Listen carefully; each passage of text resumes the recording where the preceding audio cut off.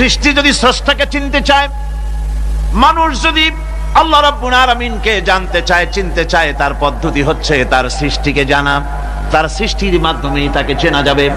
আল্লাহ পাক বলেন, الذين يذكرون الله قياما وقعودا وعلى جنوبهم ويتفكرون في خلق السماوات والأرض ربنا ما خلقت هذا باطلا سبحانك فقنا عذاب النار الذين يذكرون الله قياما وقعودا وعلى جنوبهم, যারা দাঁড়িয়ে বসে শুয়ে এক কথায় সর্বাবস্থায় যারা আল্লাহ পাককে স্মরণ করে, তার আকাশ এবং জমিন সৃষ্টির ব্যাপারে চিন্তা ভাবনা করে, রাত এবং দিনের পরিবর্তনের চিন্তা করে, তার সৃষ্টি নৈপুণ্যতা নিয়ে যারা গবেষণা করে, তারাই হচ্ছে আল্লাহ পাকের খাঁটি বান্দা, একজন সত্যানুসন্ধানী। চোখের সামনে যখন নিখিল বিশ্বের অনুপরমাণু থেকে শুরু করে সূর্য, চন্দ্র, গ্রহ, নক্ষত্র, বিশাল আকাশ পর্যন্ত, গাছপালা, তরুলতা, সমুদ্র, মহাসমুদ্র, পশু পক্ষী ইত্যাদি যখন তার নজরে পড়ে, তখন একজন সত্যের অনুসারী ব্যক্তি, একজন সত্যের অনুসন্ধানী ব্যক্তি, তার মুখ থেকে বেসাক্তা স্বতঃস্ফূর্ত ভাবে নিজের অজান্তে মুখ থেকে যে শব্দটা বেরোয়, সে শব্দটা হচ্ছে আলহামদুলিল্লাহি রাব্বিল আলামিন। সমস্ত প্রশংসা হচ্ছে ওই আল্লাহ পাকের, যিনি এগুলিকে সৃষ্টি করেছেন। আর তিনি কোনো কিছু কি বেকার সৃষ্টি করেন নাই, খামোখা সৃষ্টি করেন নাই। প্রত্যেকটির পেছনে রয়েছে বিরাট বিরাট উদ্দেশ্য। এখানে মানুষের সবচাইতে বড় ভ্রান্তি, মানুষের সবচাইতে বড় ভুল, সেটা হলো এই, দুর্ভাগ্যজনক ভাবে সকল সৌন্দর্যের মহাশিল্পী আল্লাহ পাককে মানুষ ভুলে যায়। তারা প্রশংসা করে নদীর, প্রশংসা করে নারীর, নারীর অঙ্গ প্রত্যঙ্গ নিয়ে তারা কবিতা লেখে, নারীর সৌন্দর্য নিয়ে কবিতা লেখে, সাহিত্য রচনা করে, সূর্য নিয়ে, চন্দ্র নিয়ে, চাঁদের মায়াবী জ্যোৎস্না নিয়ে, এর সুন্দর সুষমা নিয়ে কবিতা লেখে, প্রজাপতির রং দিয়ে গান তৈরি করে, ফুলের সৌন্দর্য এবং তার সৌরভ দেখে মানুষ পাগল হয়ে যায়। এগুলির পিছনে গান, সাহিত্য ইত্যাদি কবিতা রচনা করে, কিন্তু এই সৌন্দর্য যিনি সৃষ্টি করেছেন সে আল্লাহ পাককে বেমালুম ভুলে যায়। সেই জন্য স্রষ্টার প্রশংসা করতে হবে। আল্লাহ পাক শেখাচ্ছে, শুরুতেই শেখাচ্ছে, আলহামদুলিল্লাহি রাব্বিল আলামিন। পড়েন সবাই, আলহামদুলিল্লাহি রাব্বিল আলামিন। এখানে আল্লাহ প্রশংসা কার বলুন, কার? আল্লাহ নয়, আল্লাহ, আল্লাহ পাকের প্রশংসা। আল্লাহ হচ্ছে ইসমে জাত। আল্লাহ কি? ইসমে জাত। কোন ধরনের অনুবাদ দিয়ে আল্লাহ শব্দের ব্যাখ্যা বুঝানো যাবে না। আল্লাহ এটাকে যদি সৃষ্টিকর্তা লেখা হয়, তাহলে আল্লাহ শব্দের হক আদায় হবে? সৃষ্টিকর্তা বলতে তো বুঝাই যায়, তা তো আছে খালেক, সৃষ্টিকর্তা না, সে নাম কি? খালেক। আল্লাহ এটা কি কোনো অনুবাদ দিয়ে সৃষ্টিকর্তা বলে বোঝানো যাবে না। আল্লাহ হচ্ছেন এমন, পৃথিবীতে যত ধর্মের লোকেরা তাদের স্রষ্টাকে ডাকে, কেউ বলে ভগবান, কেউ বলে ঈশ্বর, কেউ বলে পরমেশ্বর, কেউ বলে বিধাতা, কেউ বলে গড, কেউ বলে জিহোবা। বলেন এরকম? কথা না বললে বুঝি কি বলে? এর প্রত্যেকটি শব্দের প্রতিশব্দে স্ত্রীলিঙ্গে অন্য শব্দ আসবে। ভগবান বললে কি হবে? ভগবতী। ঈশ্বর বললে ঈশ্বরী। পরমেশ্বর বললে পরমেশ্বরী। বিধাতা বললে বিধাত্রী। গড বললে গডেস আসবে। এখন গড আরো বেকায়দা। গডটারে যদি উল্টায় দেন, এমন সর্বনাশ হবে যা বলার মতো না। আর এই শব্দ দিয়েও বোঝার উপায় নাই যে তারা কি বলতে চায়। শব্দকে খণ্ডিত যদি করা হয় তাও বোঝা যাবে না যে কি বলতে চায়। অথচ আল্লাহ পাক হচ্ছেন, আল্লাহ পাকের নাম হচ্ছে এমন একটি নাম, আমাকে যদি কেউ বলে যে অন্য কোনো ব্যাখ্যা চাই না, আল্লাহ দিয়ে আল্লাহরে বুঝায় দেন, তো আল্লাহ দিয়ে আল্লাহরে বুঝানো যাবে? এরকম কোরআনে কারিমের মধ্যে আল্লাহ আয়াতে কারিমা সেট করে রেখেছেন। সুবহানাল্লাহ। যদি আপনারা বলেন আমাকে যে আল্লাহ দিয়ে আল্লাহর পরিচয় করায় দেন, তো আমি বলবো আল্লাহ রাব্বুল আলামিন কোরআনে কারিমের মধ্যে বলেছেন আল্লাহু লা ইলাহা ইল্লা হুয়াল হাইয়ুল কাইয়্যুম। কোন সূরা আছে, কোন আয়াতে? আয়াতুল কুরসি। পড়তে ইচ্ছা করে না? পড়েন আমার সাথে, আল্লাহু লা ইলাহা ইল্লা হুয়াল হাইয়ুল কাইয়্যুম। আল্লাহ হচ্ছেন তিনি যিনি ছাড়া কোনো উপাস্য নাই, কোনো ইলাহ নাই, কোনো মাবুদ নাই যিনি ছাড়া, আর কোনো ইবাদতের মালিক নাই, আর যিনি হচ্ছেন সদা জাগ্রত চিরঞ্জীব, সার্বভৌমত্বের একচ্ছত্র মালিক, যিনি সদা জাগ্রত চিরঞ্জীব, তিনি হচ্ছেন আল্লাহ। এখন কেউ যদি বলেন আল্লাহ অক্ষর কি, এক একটা অক্ষর বাদ দিয়া আল্লাহরে চিনায় দেন, তাও চিনানো যাবে। আল্লাহর প্রথম অক্ষর যদি বাদ দেন কি থাকবে?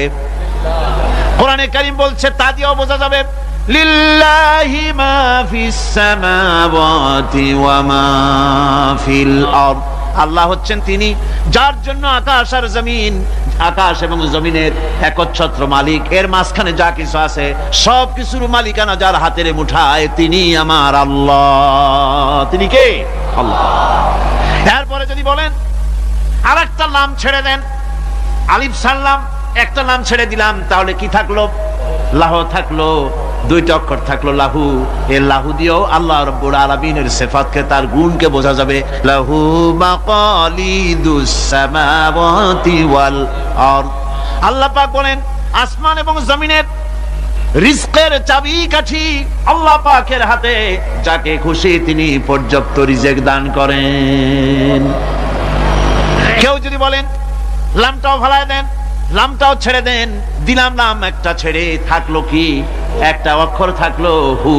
এই হু দিয়ে আমার আল্লাহরে চেনা যাবে। ওয়া হুয়াল গফুরুল ওয়াদুদুল আরশিল মাজিদ ফাআলুল লিমা ইউরিদ।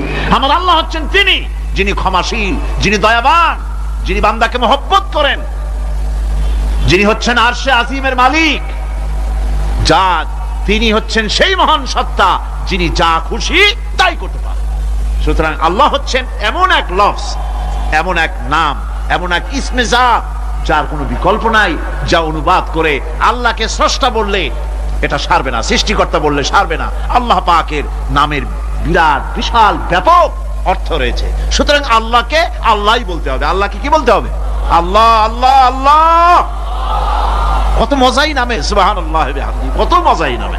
দেখেন আল্লাহ রাব্বুল আলামিন এমন রব, বাংলাদেশের কুকুর আর আমেরিকা ইউরোপের প্রধান দেশের কুকুর একরকম নয়। আমাদের দেশের পশু ইউরোপ আমেরিকা শীত প্রধান দেশের পশু একরকম নয়। তার কারণ হলো আমাদের দেশে শীত কম, নাতিশীতোষ্ণ অঞ্চলের মধ্যে খানিকটা পড়ে যায়। এখানে পশুদের গায়ে কম পশম থাকলে কোনো অসুবিধা নাই। ভেড়া, ঘোড়া, কুকুর, বন্য প্রাণীকে কেউ তো কম্বল দেয় না, ল্যাপ দেয় না, রাজাই দেয় না, খাতা দেয় না, চাদর দেয় না। আল্লাহ রাব্বুল আলামিন তিনি এমন রব, শীত প্রধান দেশের পশুদের গায়ে পশম দিয়া চিরস্থায়ী কম্বল জড়ায় দিয়েছেন। এর নাম হচ্ছে রব। প্রতিপালনের পদ্ধতি কি সুন্দর করে তিনি প্রতিপালন করছেন, কি সুন্দর করে তিনি পশু পক্ষীগুলিকে তাদের আহার জোগাড় করছেন, প্রতিপালন করছেন। তিনি রব, মানুষকে সৃষ্টি করেছেন, আমাদেরকে সৃষ্টি করেছেন, সব চাইছেন। সুবহানাল্লাহ বিহামদিহি, সকল প্রয়োজন মিটিয়েছেন, একটা জিনিস বাদ রাখেন না। আমাদের মুখে দাঁতের দরকার ছিল, মায়ের পেট থেকে দাঁত নিয়ে আসিনি। মায়ের পেট থেকে আসার পরে আমাদের খাবারের দরকার ছিল। লক্ষ্য করেন রব কারে বলে, লক্ষ্য করুন। মায়ের পেটের মধ্যে যখন ছিলাম ওখানে কোনো রোগের জীবাণু ঢুকতে পারে নাই। ফি করারিম মাকিন, একটি সুরক্ষিত জায়গায় আল্লাহ রাব্বুল আলামিন বাচ্চাকে রেখেছেন, যেখানে কোনো সর্দি হবে না, জ্বর হবে না, সর্দি হবে না, ব্রঙ্কাইটিস হবে না, ডায়াবেটিস হবে না, প্রেসার হবে না। মায়ের পেটের মধ্যে বাচ্চাকে এমন জায়গায় আল্লাহ যত্ন করে রেখেছেন। এই বাচ্চা যখন মায়ের পেট থেকে বেরিয়ে এলো, তখন তার পরিবেশ অত্যন্ত খারাপ, এখানে পলিউশন আছে, এখানে কার্বন ডাই অক্সাইড আছে, এখানে বিষাক্ত হাওয়া আছে, এখানে দূষিত আবহাওয়া রয়েছে, প্রতি মুহূর্তে রোগ তাকে হামলা চালাতেছে। এই রোগের থেকে সে বাচ্চা বাঁচবে কি করে?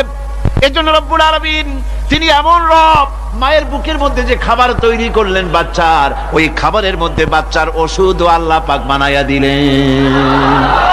মায়ের বুকের দুধ শুধু দুধ নয়, এটা ওষুধ। সুবহানাল্লাহ। এটা খাদ্য, এটা ওষুধ, এটা ভিটামিন, এটা ক্যালসিয়াম,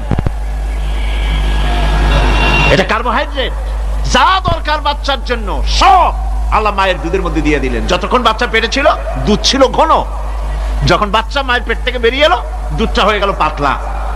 এই পাতলা দুধটা খাবে, ওষুধ আছে এর মধ্যে, ভিটামিন আছে, খাইতে যেন বিস্বাদ না হয় একটু মিষ্টি দিয়ে দিলেন আল্লাহ, যাতে বাচ্চা মুখ ফিরায় না নেয়, সেজন্য খাইতে চায়।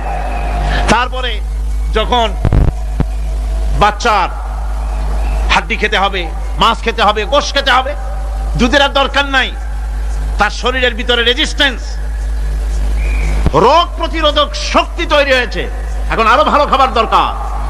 আল্লাহ রাব্বুল আলামিন মায়ের দুধকে শুকায় দিলেন, চুষলো আর পাওয়া যাবে না, দুধ শুকায় গেছে, এখন বাইরের খাবার খেতে হবে। আসছিল তখন বুকে দাঁত ছিল না, বাইরে যখন এলো দাঁতের যখন দরকার হলো, কোন আল্লাহর বান্দা কি আল্লাহর কাছে দরখাস্ত করেছেন যে আল্লাহ আমার কয়েকখান দাঁত দাও, দাঁত ছাড়া আমি চাবাই কেমন? এই সবগুলি দাঁত কে সেট করে দিলেন? রব্বুল আলামিন দাঁতগুলিকে সেট করে দিলেন, মুখের মধ্যে দাঁত এসে গেল। আল্লাহ রাব্বুল আলামিন শরীরটাকে সাজিয়ে গুছিয়ে, হিউম্যান বায়োলজি যাকে বলা হয়, এই শরীরকে যে সুন্দর করে আল্লাহ পাক তৈরি করলেন বলে শেষ করা যাবে না, কত সুন্দর করে আল্লাহ পাক বানিয়েছেন। আপনার মাথার ভিতরে সেল তৈরি করা হলো, ব্রেন তৈরি করা হলো। এই ব্রেনটা শুকনা জায়গায় রাখা হয় নাই, শুকনা জায়গার মধ্যে ব্রেনটা যদি থাকতো, নড়াচড়া করে আপনার ব্রেনের যে টেকনোলজি আল্লাহ পাক ইউজ করেছেন সেটা অসুবিধাগ্রস্ত হতো। এই জন্য ক্রিম যেভাবে পানির মধ্যে ভাসা থাকে, পানির মধ্যে ভাসমান ক্রিম মাখন যেভাবে রাখা হয়, সামান্য পানির মতো করে এর ভিতরে ব্রেনটাকে রাখা হয়েছে। এই ব্রেনের ভিতরে, ব্রেন হচ্ছে পৃথিবীতে কম্পিউটার, আজকের পৃথিবীর শ্রেষ্ঠ আবিষ্কার। কিন্তু মানুষের মাথায় যে কম্পিউটার আল্লাহ পাক দান করেছেন, এই কম্পিউটারের সামনে দুনিয়ার কম্পিউটার এতিম। এবার লন্ডন গিয়েছিলাম, প্রত্যেক বছর 1.5 মাস 2 মাস সময় পাই, কিন্তু আপনারা দোয়া করেছেন এখন পার্লামেন্টে সময় দিতে হয় বেশি, বিদেশের সফর কমে গিয়েছে।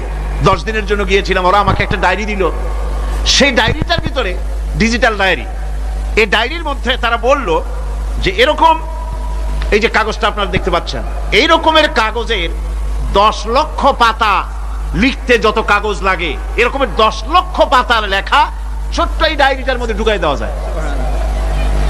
10,000 টেলিফোন নাম্বারের মেমোরিতে তুলে দেওয়া যায়। এটা হচ্ছে লেটেস্ট আবিষ্কার। কিন্তু আল্লাহ পাক মানুষের যে ব্রেনটা তৈরি করলেন, পৃথিবীতে যা আছে এ সব কিছু একটা মানুষের ব্রেনের মধ্যে, সমস্ত তথ্য, সমস্ত ফ্যাক্টস মানুষের মেমোরির ভিতরে ঢুকাবার পরেও আরো লক্ষ লক্ষ জায়গা বাকি থেকে যাবে, শূন্য থেকে যাবে, যা পূরণ হওয়ার নয়। এত বিশাল মেমোরি আল্লাহ পাক তার মানুষের মাথার মধ্যে তৈরি করে দিয়েছেন। সুবহানাল্লাহ বিহামদি। দেখুন অবস্থাটা কি, আল্লাহ তার মানুষকে কিভাবে, রব কাকে বলে, রব কারে বলে, সুবহানাল্লাহ বিহামদি। চোখের সামনে রাস্তা দিয়ে চলতে গিয়ে চোখের সামনে সাপ দেখলেন, চোখ দেখার কাজ করেছে। চোখ কি করেছে? দেখার কাজ করেছে।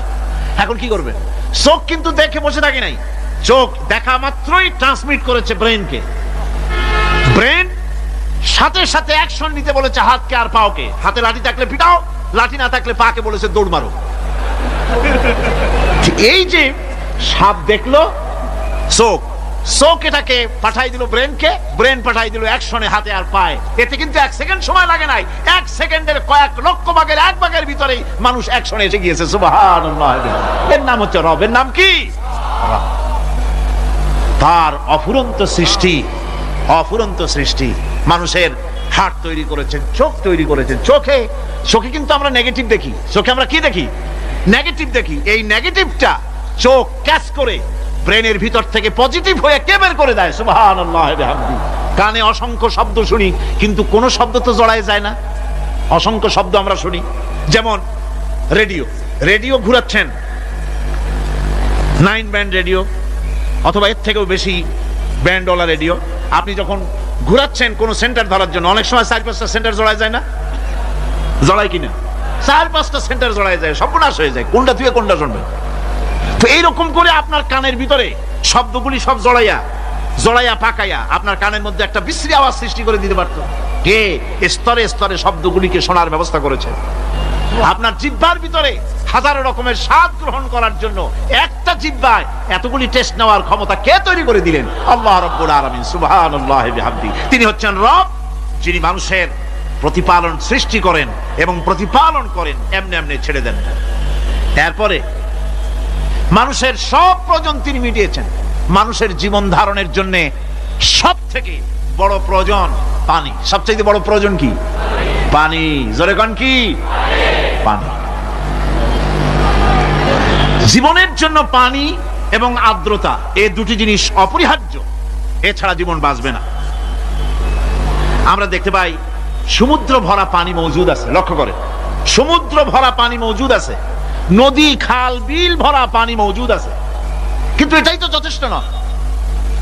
রব হচ্ছেন তিনি যিনি এই বিশাল বিশাল পানির মজুদ থেকে বাতাসকে যিনি বলেন, যিনি প্রতিনিয়ত বাষ্পীয় আকারে পানিগুলিকে সমুদ্র থেকে উত্থিত করেন, পানিগুলিকে উত্থিত করেন মহাকাশে।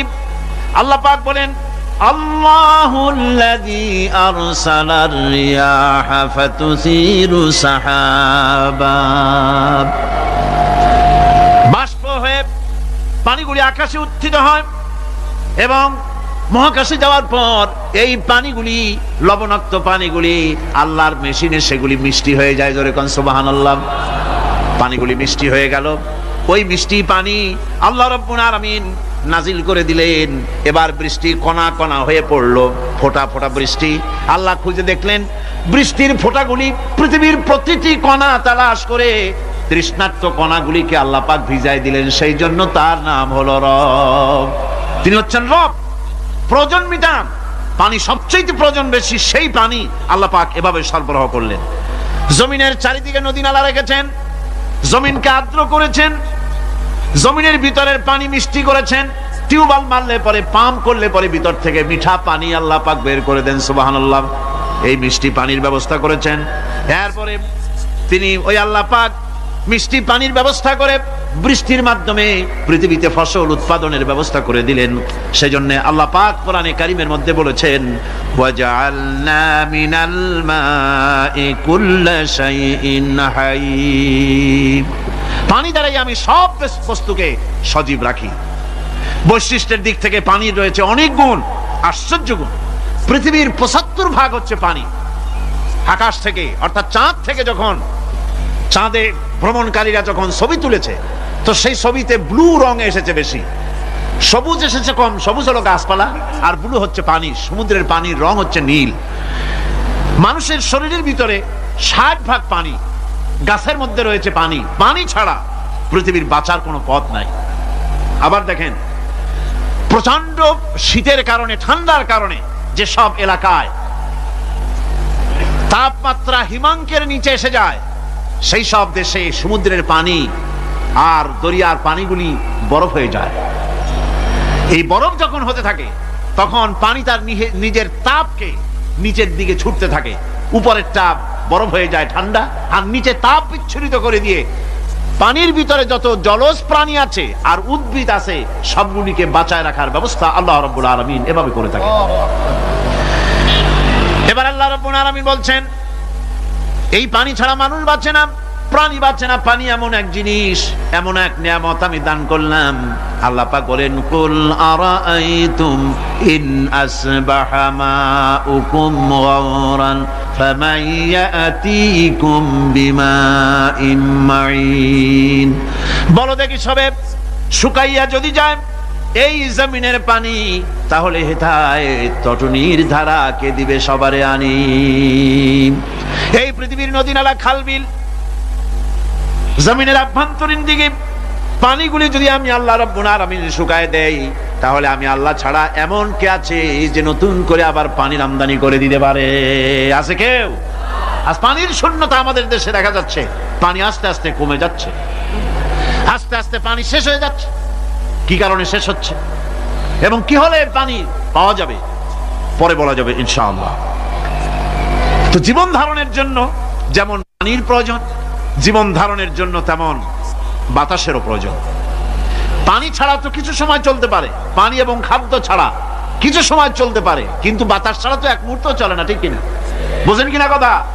বাতাস ছাড়া এক মুহূর্ত চলতে পারে না। অথচ আল্লাহ রাব্বুল আলামিন এই বাতাস দিয়ে গোটা আকাশকে, শূন্য জায়গাগুলি বাতাস দিয়ে ভরে রেখেছেন, যাতে করে কারো বাতাসের কোনো অসুবিধা না হয়, শ্বাস করতে কোনো কষ্ট না হয়।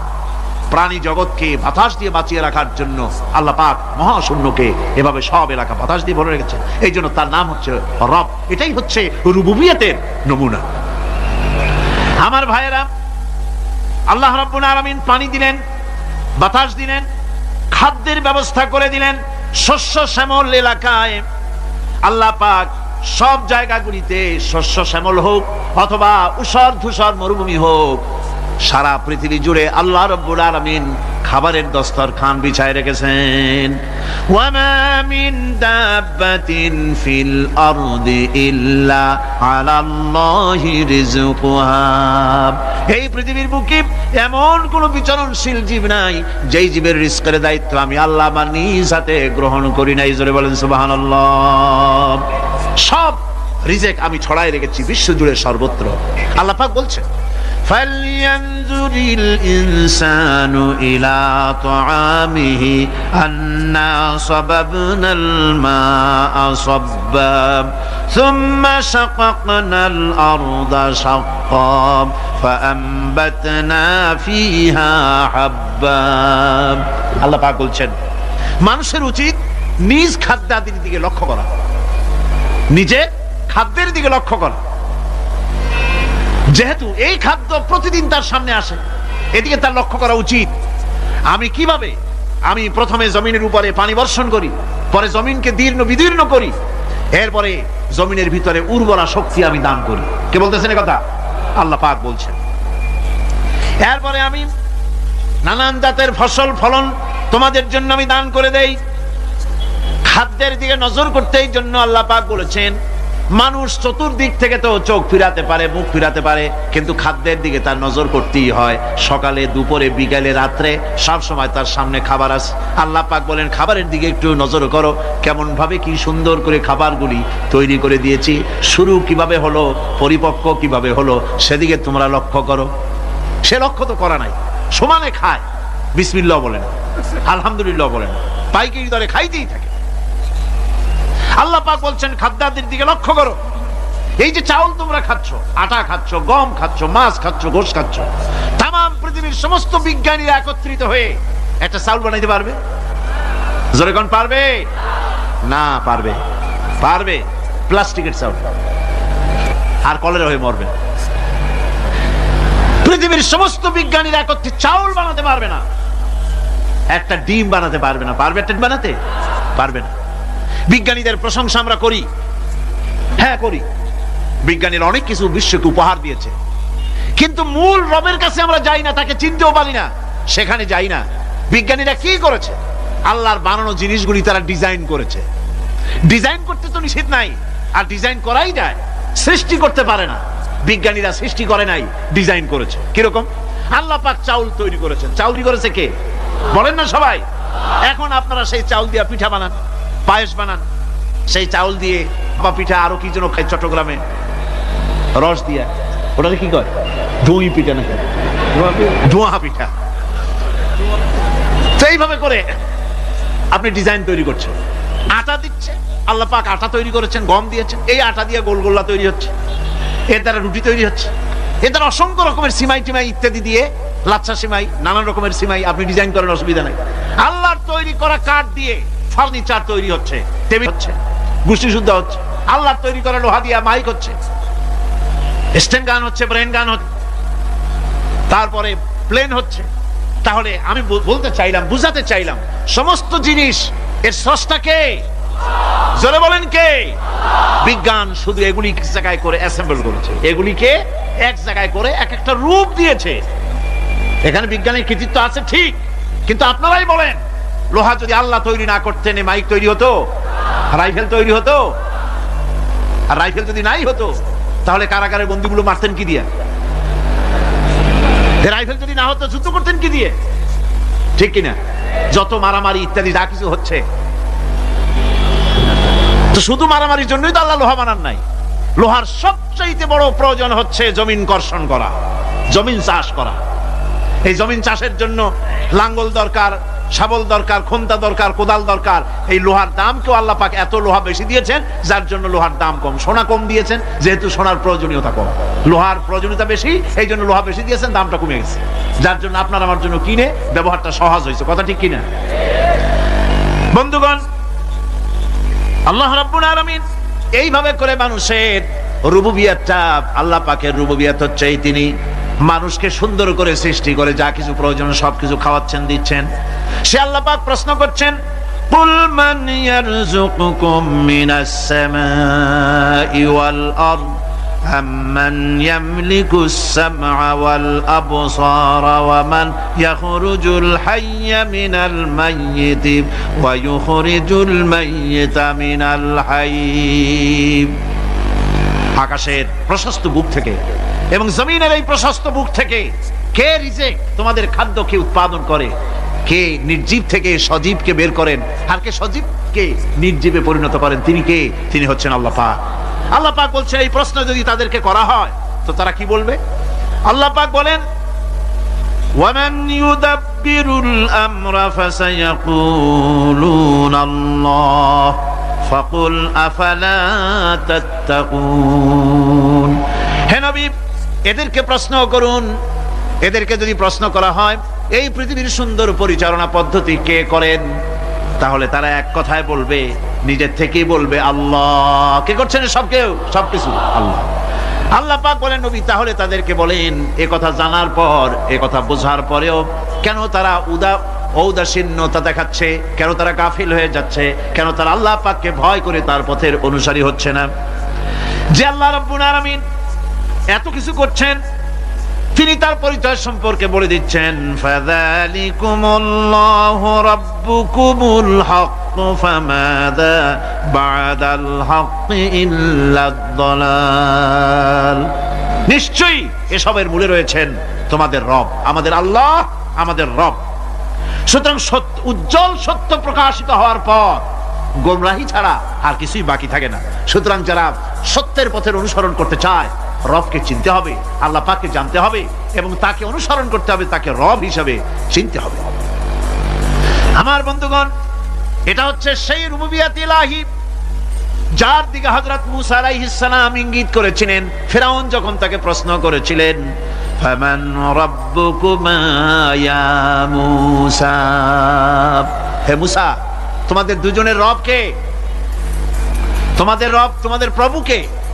তিনি জবাব দিলেন, রব্বুনাল্লাযী আ'তা কুল্লা শাইইন খালকাহু সুম্মা হাদা। রব হচ্ছেন আমাদের যিনি নাকি আমাদের প্রতিপালক, আমাদেরকে সৃষ্টি করেছেন এবং আমাদেরকে হেদায়েত দিয়েছেন, সঠিক পথের দিশা দিয়েছেন। এখানে হেদায়েত শব্দের অর্থ হচ্ছে সৃষ্টি শুধু করেন নাই, তাকে চলা, তার খাদ্য অনুসন্ধানের, তাকে বেঁচে থাকার সবকিছুর উপকরণ, এ কমন সেন্স, এ সাধারণ জ্ঞান আল্লাহ পাক তার সাথে দিয়েছেন। তিনি হচ্ছে রব। আচ্ছা, একটা দৃষ্টান্ত দেই। এই হেদায়েতটা কি? এই হেদায়েতটা হচ্ছে, আপনাদের বাড়িতে যদি কারো বিড়াল থাকে, বিড়াল বোঝেন তো না? কি বলে এখানে? বিড়াল, বিলাই নাকি বলে? বিড়াল। এই বিড়াল যদি আপনাদের কারো বাড়িতে থাকে, তো বিড়ালের প্রসবকালীন অবস্থা দেখবেন, বিড়ালের প্রসব হবে, বাচ্চা দেবে। বিড়াল তখন ঘরের মধ্যে পেরেশান হয়ে ঘুরতে থাকে, একটা নিরাপদ জায়গা খোঁজে, প্রসব করার 2-3 দিন আগের থেকে খুঁজতে থাকে তার জন্য নিরাপদ জায়গা কোনটা। এরপরে খুঁজতে প্রসবের দিন সে সত্যিকারের ঘরের মধ্যে সবচেয়ে কোনা কানা জায়গা যেটা, সেই রকমের একটা নিরাপদ জায়গা সে বেছে নিল। এরপরে বাচ্চা হলো। বাচ্চা হওয়ার পর এই বাচ্চার উপরে কেউ যেন আক্রমণ না করে, শত্রু যেন তার জায়গাটিতে না আসে। এই জন্য বাচ্চাটার তো হাত দিয়ে মায়ের মতো কোলে নিতে পারে না, সে আস্তে করে ঘাটটা কামড়ায় ধরে যাতে করে বাচ্চা ব্যথা না পায়। ওইভাবে করে ঘাট কামড়ায় ধরে, আজকে এই সিঁড়ির নিচে, কালকে ওই খাটের নিচে, পরশুদিন এই আলমারির কোনায়, এইভাবে বাচ্চাগুলি সরায় সরায় রেখে বাচ্চাকে প্রতিপালন করে। এই বিড়ালে হেদায়েত দিলটা কে? যিনি দিলেন তার নাম রব, তিনি হচ্ছেন রব্বুল আলামিন। সন্তান প্রতিপালনের ব্যবস্থা শুধু দুনিয়ার মানুষকেই দেন নাই, প্রাণী জগৎকেও দিয়েছেন। সুবহানাল্লাহ। বলেন বলেন, মুরগির বাচ্চা হলো, ডিমের থেকে বাচ্চা বেরোলো, এই বাচ্চাগুলি হয়েছে গতকাল। আজকে বাচ্চাগুলি আদার খাচ্ছে মায়ের সাথে, হঠাৎ করে একটা চিল এলো আর ওর মা একটা সিগন্যাল মারলো, সাথে সাথে বাচ্চাগুলি দৌড়াইয়া এমন পলান দিল, আপনি তো ভালো একাদশীর বাপেও তালাশ করে পাবে না যে মুরগির বাচ্চা পলাইলো করে। এখন ওই বাচ্চাটিকে এই সিগন্যাল সম্পর্কে কে অবহিত করলো যে এইরকম একটা আওয়াজ শুনলে এটা ভীতির আওয়াজ, এটা সাইরেন, এটা বিপদ সংকেত, এটা ডেঞ্জার সিগন্যাল, এটা শুনলে দেখলে তাড়াতাড়ি করে আত্মগোপন করবা। কে শিখাইলো? কে শিখাইলো? আল্লাহ পাক শিখাইছেন। এখন এক শ্রেণীর বুদ্ধিজীবী তারা আবার উল্টা কথা কয়। তারা বলে কি? তারা বলে যে মুরগি বাচ্চা, এই বাচ্চা যে দৌড় মারলো, এখানে আল্লাহ এইসব কিছু নাই, নাউযুবিল্লাহ মিন যালিক। তো এখানে কি আছে? কয় যে এখানে বিষয়টা হলো এই যে এই মুরগি আর মোরগ, ওর বাপ মা, এই দুজনের মধ্যে আছে সিলের ভয়, আছে শিয়ালের ভয়। ওই ভয় ওদের মধ্যে ছিল, এই মা বাপের ক্রসের মাধ্যমে বাচ্চা আসছে, কাজে ওই ভয়, বাপের যদি কোনো রোগ থাকে, মায়ের রোগ থাকে, তো এগুলি তো বাচ্চার মধ্যেও ঢোকে। তো ভয় হোক, সুখ হোক, দুঃখ হোক, এই অনুভূতি স্বাভাবিক প্রক্রিয়ার মাধ্যমে বাচ্চার মধ্যে ঢুকছে, আর সিল দেখে আবার শুনে সে আত্মগোপন করেছে। এইটা আমি পড়িয়া আমি আমার আলোচনা এক জায়গায় বললাম বুদ্ধিজীবীদের উদ্দেশ্যে, যদি সত্যিই তাই হয়, মোরগ আর মুরগি মা বাবার মধ্যেই ভয় আছে বলে বাচ্চার মধ্যেই ভয় ঢুকছে, সেই জন্য সে আত্মগোপন করছে, তাহলে আবার মানুষের ব্যাপারে কথাটা আনি। মানুষেরা সাপের ভয় করে না মহব্বত করে? কথার জবাব দিলে না, যখন তখন মনে হয় আপনারা সাপ বুঝি ভালোবাসেন। সাপ আমরা সকলেই ভয় পাই, মায়ও ভয় পায়, বাবাও ভয় পায়। এই মায়ের গর্ভে সন্তান এসছে, সন্তানের বয়স 2 বছর, 2.5 বছর, ঘরের মধ্যে কেউ ছিল না, ঘরের মধ্যে একটা সাপ আসছে, একটা সুন্দর সাপ, দেখতে সুন্দর, কিন্তু সে সাপে কামড়ালে মানুষ মরে যায়। ওই সাপটা মাথা উঁচু করে ভনা ধরেছে। এই বাচ্চাটা কি সাপ দেখে দৌড় মারবে, না বাচ্চাটা ওই সাপটাকে ধরার জন্য সে এগিয়ে যাবে? কোনটা করবে? এগিয়ে যাবে। তাহলে মা বাপের ভয়, তাদের মা বাপের রক্তের মধ্যে, শিরার মধ্যে, সব জায়গায় সাপের ভয়, তার মাধ্যমে বাচ্চা এসে ওই বাচ্চার মধ্যে সাপের মহব্বত হইল কেন, ভয় হইল না কেন বাচ্চা অবস্থা? সুবহানাল্লাহ। আমার বন্ধুগণ, মুরগির বাচ্চাকে হেফাজত করার জন্য বুদ্ধিমান প্রাণী মানুষ তার কাছে নাই বলে আল্লাহ রাব্বুল আলামিন তারে বাচ্চা অবস্থা থেকে বোঝার তৌফিক দিয়েছেন কোনটা ভয়ের আওয়াজ, কোনটা হলো বিপদের আওয়াজ। মানব সন্তানের প্রতিপালন করার জন্য তার মার বাবা আছে বলে ওই রকম করে পশুদের মতো আল্লাহ বানান নাই, তাকে হেফাজত করার জন্য মা বাপ আছে বলে এই দায়িত্ব আল্লাহ পাক মা বাপের উপরে ছেড়ে দিয়েছেন। মা বাপ তাকে হেফাজত করে। রুবুবিয়তের প্রতিপালন, হেদায়েতের এই প্রতিপালন আল্লাহ পাক মানুষকে এভাবে করে তাদেরকে হেদায়েত দিয়েছেন, তার পথের চলার দিশা দিয়েছেন। পিঁপড়ার খাদ্য সংগ্রহের ব্যাপারটা দেখেন, পিঁপড়ার আছে দারুণ ঘ্রাণ শক্তি। কোথায় খাবার? 5 তলায় আপনি মিষ্টি খাচ্ছেন, রসগোল্লা থুয়ে দেন, তারপরে দেখেন কোন জায়গায় দিয়ে পিঁপড়া এসে জন্মের খাওয়া খায়, ঠিক কিনা? দেখেন তার কত তীব্র ঘ্রাণ শক্তি, সেখানে চলে যাচ্ছে। তাকে হেদায়েত দেওয়া হয়েছে, তাকে ঘ্রাণ শক্তি দেওয়া হয়েছে। চিল, শকুন, ঈগল কোথায় থাকে বুঝেন না? মহাশূন্যে 3 থেকে 3.5 মাইল উপরে শকুন, বাজ, ঈগল উঠতে থাকে। খাবে কি? ওখানে তো তার খাবার ছড়ানো নেই। আল্লাহ হচ্ছেন এমন রব, আমাদের স্রষ্টা হচ্ছেন এমন রব, যিনি ওই চিল, বাজ আর শকুন মহাশূন্যে যেগুলি উড়ে বেড়ায়, ওদেরকে আল্লাহ পাক এমন তীব্র দৃষ্টি শক্তি দান করেছেন, 3 মাইল উপর থেকেও ছাগল মুরগি মরা দেখলে ওখান থেকে সে ঝাঁপায় পড়ে তা খেতে পারবে। তাকে দেওয়া হচ্ছে দৃষ্টিশক্তি। এরকম করে যার যা প্রয়োজন, সমস্ত প্রয়োজনগুলি আল্লাহ মিটাচ্ছেন। এরই নাম হচ্ছে রুবুবিয়াতে ইলাহি। এটাই হচ্ছে আল্লাহ পাক রব, এটা তার অসংখ্য প্রমাণ। সেই জন্য আল্লাহ পাক বলেন আলহামদুলিল্লাহি রাব্বিল আলামিন। পড়েন সবাই আলহামদুলিল্লাহ। আলহামদুলিল্লাহি রাব্বিল আলামিন। সমস্ত প্রশংসা হচ্ছে আল্লাহ পাকের জন্য। কোন আল্লাহ? প্রথমে তো আল্লাহ বললাম, তারপর বললাম রব, এখন বলা হচ্ছে কোন রব? যিনি আলামিন, রব্বিল আলামিন, যিনি সমস্ত জাহানের রব। তাহলে বোঝা যাচ্ছে রব, জগৎ একটা না। জগৎ, কথা বুঝতেছেন আমার? জগৎ একটা নয়, অসংখ্য জগৎ আছে, বহুমাত্রিক জগতের কথা এখানে আল্লাহ পাক বলছেন। আমি এই জন্য বলি যে কোরআন হচ্ছে বিজ্ঞানের উৎস। কোরআন বিজ্ঞানের কি? বিজ্ঞানের আবিষ্কার যত বাড়বে, বিজ্ঞান চিরটা কাল কোরআনের কাছে ভিক্ষার হাত দিয়ে এতিমের মতো দাঁড়ায় থাকবে। আজ পৃথিবীর বিজ্ঞানীরা বলছেন জগৎ সম্পর্কে, আমরা মনে করছি পৃথিবীটাকে, আমাদের কাছে জগৎ দুইটা। কয়টা জগৎ? একটা জগৎ হলো এইটা, ইহ জগৎ আর পরজগৎ, এছাড়া আর কিছু জানি না। এই দুইটাই জগৎ আমাদের কাছে। এখন দেখেন বিজ্ঞানীরা কি বলছে। বিজ্ঞানীরা বলছেন সৌর জগতে শুধু আমাদের সৌরজগৎটাই শেষ না, অসংখ্য সৌরজগৎ আছে মহাশূন্যে, অসংখ্য সৌরজগৎ। পৃথিবীর প্রতি 4 বিলিয়ন মানুষ যদি এক একটা সৌরজগৎ দখল করে, তাতেও সৌরজগৎ শেষ হবে না। আরো সহস্র সহস্র বিলিয়ন বিলিয়ন সৌরজগৎ আরো ফাঁকা পড়ে থাকবে। এত সৌরজগৎ আল্লাহ সৃষ্টি করেছেন। এই মহাশূন্যে বহুমাত্রিক জগতের কথা আল্লাহ পাক এখানে বলেছেন। এই পৃথিবী একটা জগৎ, এই মাটির তলে আছে আর এক জগৎ, সমুদ্রের ভিতরে আছে পানির তলার আর এক জগৎ। আর মহাশূন্য যে কি তা আপনার মাথায় শূন্য হয়ে যাবে চিন্তা করতে করতে। এই জন্য বিজ্ঞানীরা, বড় বড় বিজ্ঞানী, এরা কিন্তু নাস্তিক হয় না। বর্তমান বিজ্ঞানীরা চিন্তা করে গবেষণা করে খেয়েই হারিয়ে ফেলছে মহাশূন্যকে দেখে।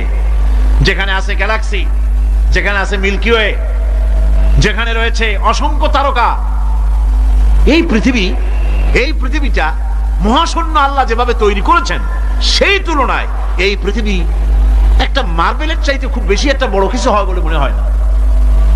পৃথিবী যদি হয় একটা মার্বেলের মতো, তাহলে আমরা যে মানুষ, আমাদের অস্তিত্ব কোথায়? চিন্তা করেন। এবার মহাশূন্যে চলেন। মহাশূন্য সে কি বিশাল মহাশূন্য! একটা তারকা থেকে আর একটা তারকায় যদি যেতে হয়, তাহলে সহস্র সহস্র বিলিয়ন বছরের দরকার হবে। কি বছর? এ দুনিয়ার বছর না, আলোকবর্ষ, লাইট ইয়ার। আলো চলে প্রতি সেকেন্ডে কত? 1,86,000 মাইল। এই 1,86,000 মাইলের সেকেন্ড, এর মিনিট, এর ঘন্টা, এর দিন, এর মাস, এর বছর, এই আলোকবর্ষ। সহস্র সহস্র আলোকবর্ষ পার হয়ে যাবে এক তারকা থেকে আর এক তারকায় পৌঁছানো সুকঠিন। এ ধরনের অসংখ্য তারকা আল্লাহ পাক তৈরি করে রেখেছেন। সূর্য হচ্ছে পৃথিবীর চাইতে 13 লক্ষ গুণ বড়।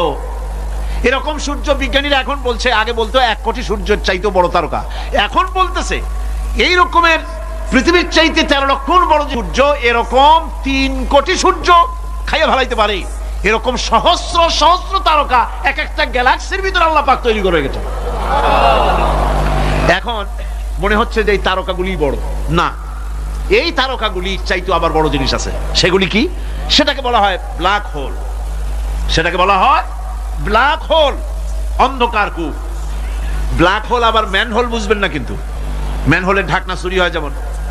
তবে একটা দৃষ্টান্ত আপনি বুঝতে পারেন, রাস্তায় রাস্তায় যেমন অসংখ্য ম্যান হোল আছে, ওই রকম করে মহাশূন্য অসংখ্য ব্ল্যাক হোল আছে, একটা দুইটা না, অসংখ্য। এই ব্ল্যাক হোল আবার দেখা যায়, অদৃশ্য ব্ল্যাক হোল। এই ব্ল্যাক হোল গুলো কি? এগুলি কোরআনে কারীমের মধ্যে আল্লাহ পাক বলেছেন, ফালা উকসিমু বিমাওয়াকিন নুজুম, ফালা উকসিমু বিমাওয়াকিন নুজুম, শপথ সেই পতনে যেখানে নক্ষত্র সমূহ ধ্বংস হয়ে যায়, ধ্বংসপ্রাপ্ত হয়, কসম সেই স্থান সময়ের। সুবহানাল্লাহ। এই অন্ধকার কূপের, এই অন্ধকূপের কসম করছেন আল্লাহ পাক। সে অন্ধকূপটা কি?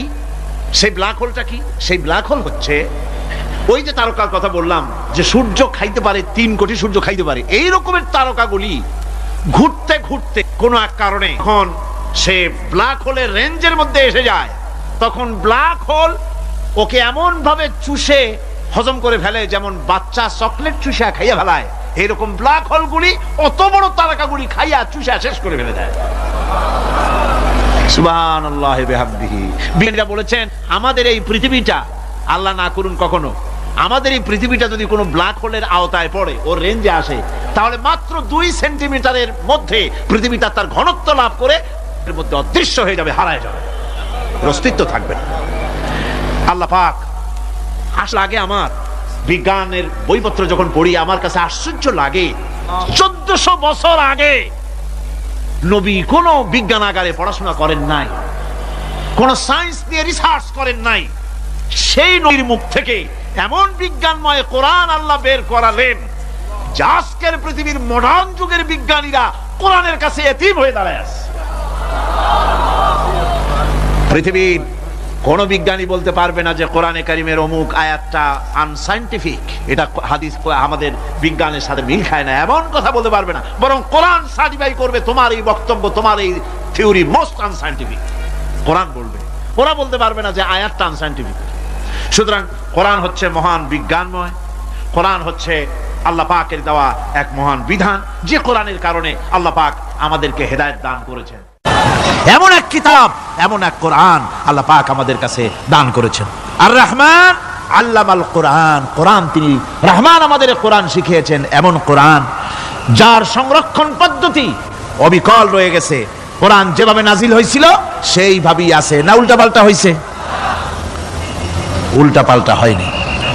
কোরআনে কারিমে রব্বুল আলামিন বলেন উল্টা পাল্টা না হওয়ার কারণ শোনো, এই পৃথিবীর বুকে যত বই কিতাব আছে, যত ধর্ম পুস্তক আছে, সব পরিবর্তন হয়েছে, পরিবর্তন হয়েছে, তারমিম তারিফ হয়ে গেছে। বাইবেলের অবস্থা তো এমন, বাইবেল সম্পর্কে বর্তমানে বলা হচ্ছে ওর ভিতরে আল্লাহর একটা ওয়ার্ড নাই। বর্তমান বাইবেলে আল্লাহর একটা বর্ণ নাই। এত উলট পালট সর্বনাশ হয়ে গিয়েছে। এখন তারা মুসলমানদেরকে গ্রহণযোগ্য করাবার জন্য দেখুন ষড়যন্ত্র একরকম না, হাজারো রকমের ষড়যন্ত্র। তারা তাদের বাইবেলের মধ্যে এখন লিখতেছে আয়াত, আয়াত নম্বর এত, আগে লিখতো পদাবলী, পদাবলী এত নম্বর পদ, এত নম্বর পদাবলী, এভাবে লিখতো। এখন লিখতেছে আয়াত নম্বর অত, আগে লিখতো সদা প্রভু, এখন লেখে আল্লাহ তাআলা খোদাবন্দ। আখিরাত, রিসালাত, নবুয়ত, এইসব কথাগুলি ইসলামের মূল পরিভাষাগুলি তারা গ্রহণ করে মুসলমানদেরকে বিভ্রান্ত করার চেষ্টা করে। আমার বন্ধুগণ, সব ধর্মীয় পুস্তকগুলি যেখানে তারমিম তারিফ হয়ে গেল, কোরআনের কোনো পরিবর্তন আজও। কোরআন নাজিল হচ্ছে, রাসূল করিম বুখারী শরীফে এসেছে প্রতি রমজান মুবারকে হযরতে জিবরাইল আসতেন, হুজুরকে বলতেন হুজুর আপনি তেলাওয়াত করেন আমি শুনি, যতটুক নাজিল হয়েছে পড়েন। হুজুর পড়তেন, জিবরাইল শুনতেন, আবার জিবরাইল পড়তেন, হুজুর শুনতেন। এমনি করে করে যে বছর হুজুর ইন্তেকাল করবেন, হুজুরের জীবনের শেষ রমজান মুবারকে কোরআন নাজিল পরিপূর্ণ হয়ে গেছে। হযরত জিবরাইল বলেন হুজুর কোরআন তো নাজিল তামাম হয়ে গিয়েছে, এবার আপনি পুরা কোরআন পড়ে আমারে শোনান। হযরত রাসূল পুরাটা পড়ে 30 পারা পড়ে শোনায় দিলেন, জিবরাইল শুনলেন। এবার জিবরাইল বলেন হুজুর আমি তেলাওয়াত করতেছি আপনি শুনেন। হযরত জিবরাইল 30 পারা পড়লেন, হুজুর শুনলেন। আবার হযরত জিবরাইল বলেন হুজুর এবার আবার আপনি পড়েন। হুজুর পড়লেন, জিবরাইল শুনলেন, আবার জিবরাইল পড়লেন, হুজুর শুনলেন। তার মানে হলো হুজুর যে বছর ইন্তেকাল করলেন ওই বছরের রমজান মুবারকে হযরত জিবরাইল 2 বার পড়েছেন, হুজুর শুনেছেন, আর হুজুর 2 বার পড়েছেন, জিবরাইল শুনেছেন, যাতে করে একটা জের জবর, একটা আয়াত, একটা সেমিকোলন যেন বাদ না পড়ে যায়। কোরআন কারীম মুখস্থ করার জন্য আল্লাহ রাব্বুল আলামিন এটাকে স্থায়ী করার জন্য বাধ্যতামূলক করেছেন, নামাজের ভিতরে তেলাওয়াত করতে হবে। মানুষ নামাজের মধ্যে তেলাওয়াত করে সওয়াবের জন্য, সকালে পড়ে বিকালে পড়ে, অর্থ সহকারে বুঝে পড়ে, রাত্রে পড়ে দিনে পড়ে। পৃথিবীতে এমন একটা মুহূর্ত নাই যখন কোরআনে কারীম তেলাওয়াত হয় না। জোরে কোন সুবহানাল্লাহ। মানুষ এটাকে তেলাওয়াত করতেছে, মুখস্থ করতেছে। এই কোরআন শরীফের ভিতরে রয়েছে সব কিছু। এর মধ্যে রয়েছে ইতিহাস, এর মধ্যে আছে বিজ্ঞান, এর ভিতরে রয়েছে দর্শন, ভূতত্ত্ব, উদ্ভিদতত্ত্ব, নৃতত্ত্ব, খতত্ত্ব, জ্যোতির্বিজ্ঞান। এর ভিতরে রয়েছে মানুষের পারিবারিক নীতি, সামাজিক নীতি, চুক্তি নীতি, বন্ধি নীতি, যুদ্ধ নীতি, মানুষের যা প্রয়োজন সবকিছু এ কোরআনে কারীমের মধ্যে আল্লাহ পাক সন্নিবেশিত করে দিয়েছেন। জোরে কোন সুবহানাল্লাহি ওয়া বিহামদিহি। আমার ভাইয়েরা, কোরআন এর পরিচয়ের কথা বলতেছিলাম। আল্লাহ পাক কি কোরআন আমাদের শিখালেন, কোন কোরআন আমাদের শিখিয়েছেন, সেই কোরআনের পরিচিতি আপনাদের সামনে আমি তুলে ধরতেছি। আমি নিজে না, এবার কোরআন তার পরিচয় নিজেই দেবে। কেউ যদি কোরআনের কাছে জিজ্ঞাসা করে, কোরআন তুমি কোথা থেকে নাজিল হয়েছ, কে তোমাকে নাজিল করেছে, এই প্রশ্ন যদি কেউ কোরআনের কাছে করে, কোরআন নিজেই তার জবাব দিতে পারে কিনা? কোরআন নিজেই বলে, তানজিলাম মিম্মান খালাকাল আরদা ওয়াস সামাওয়াতিল উলা। এই কোরআন নাজিল করেছেন তিনি, যিনি ওই উচ্চ আকাশ আর জমিনকে যিনি সৃষ্টি করেছেন, সেই আল্লাহ আমারে নাজিল করেছেন। কোরআনের কাছে কেউ যদি প্রশ্ন করে, ও কোরআন, এই পৃথিবীতে নাজিল হওয়ার আগে তুমি কোথায় ছিলে, কেউ যদি প্রশ্ন করে, কোরআনে কারীম নিজে নিজের পরিচয় শোনায়, আমি কোথায় ছিলাম শোনো, বাল হুয়া কুরআনুম মাজিদুন ফি লাউহিম মাহফুজ। বরং এই কিতাব অতীব মর্যাদা সম্পন্ন সুরক্ষিত ফলকে লিপিবদ্ধ ছিল, আমি ছিলাম লৌহে মাহফুজে, সেখান থেকে এসেছি।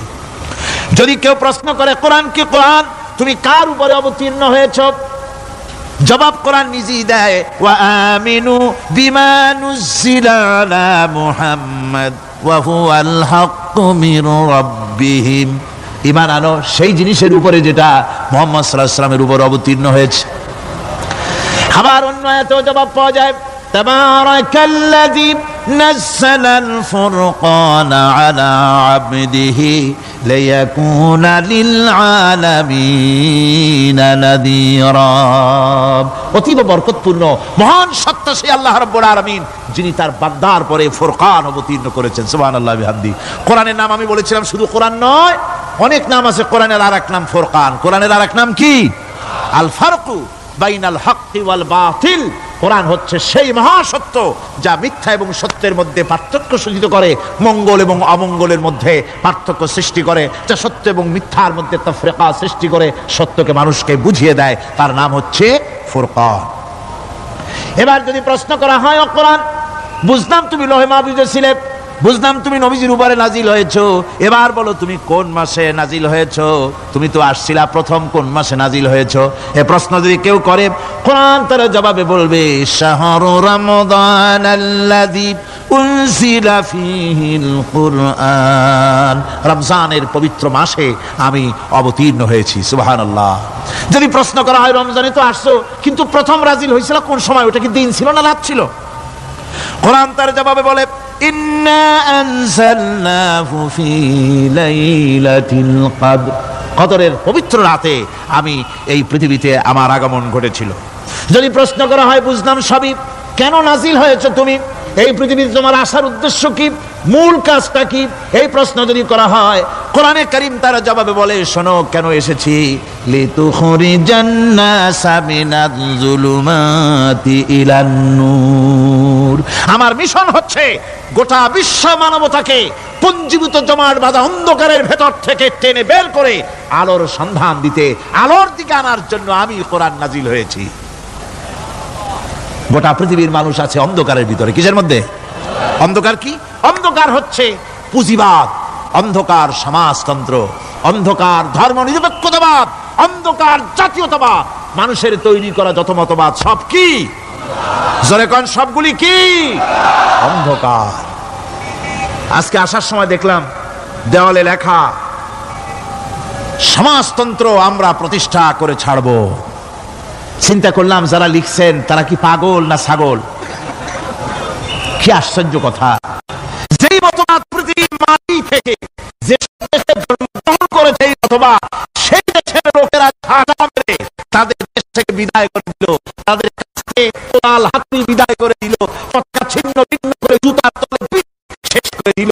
লেনিন মার্ক্সের তৈরি করা শত সহস্র বিলিয়ন মার্ক্সের বইগুলি আগুন জ্বালিয়ে দিল।